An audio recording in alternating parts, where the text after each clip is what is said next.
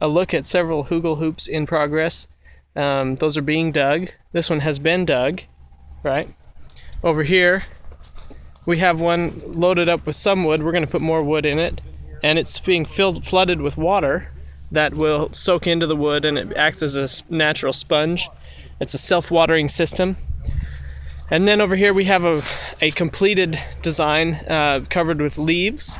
Now this one has not been planted in, but over here you can see we've got some kale, and this is a combination of several concepts in permaculture. Actually, the first concept here, the shape, is called a keyhole design, and it maximizes your growing space while minimizing the area that you need to walk on, because you can stand in the middle or kneel in the middle and access the whole mound.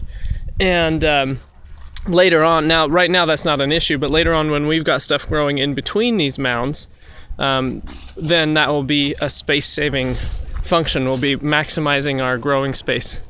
And then over here you can see we've got another concept, which is polyculture. In permaculture it's called a guild system, and this one is incomplete, of course, but we're going to have centered around this pear tree, we're going to have a guild that covers 7 different growing layers, including the bulb layer, which right now is being represented by these garlics, and then we're going to have a ground cover layer, which is represented by this lettuce over here, a small shrub layer, a vegetative layer, the herb layer, which we've got this collard, which is sort of also a ground cover.